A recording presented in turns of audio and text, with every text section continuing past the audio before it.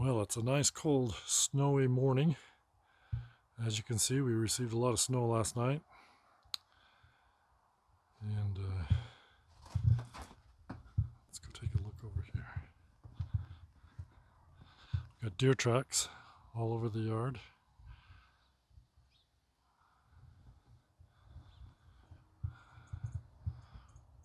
Truck's covered.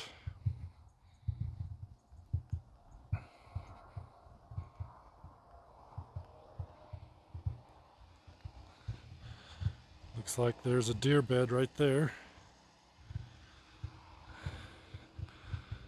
And here we are in the shop.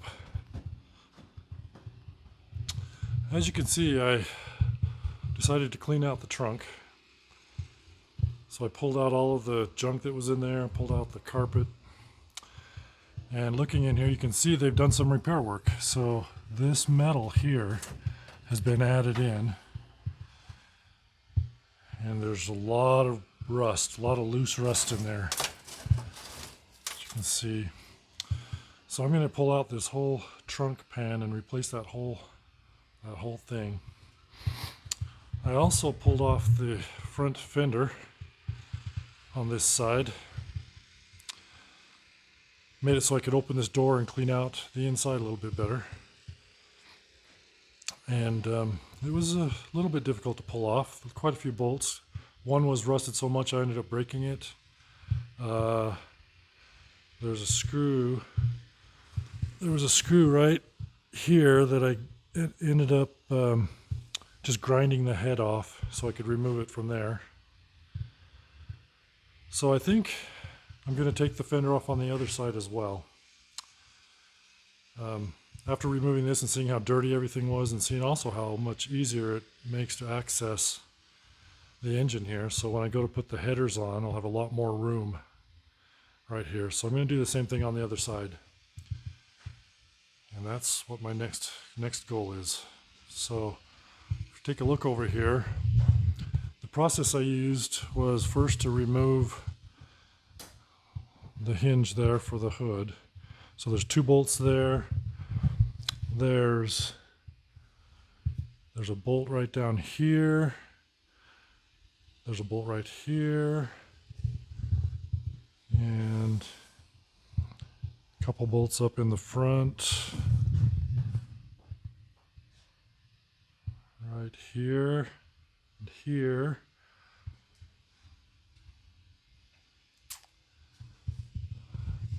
And then there's some bolts up underneath as well. So you can see those two bolts there. There's a screw right there that screws to that. I don't know what that was that came across there. This side's broken, but so I don't even need to take that screw out. We can just take that whole thing off. There's a bunch of bolts that hook this. See if we can't really see under there, but they connect the fender to the inner wheel well in there. And then there's two bolts up under here. Right up under there. So those all need to be removed, and then basically the fender just comes right off.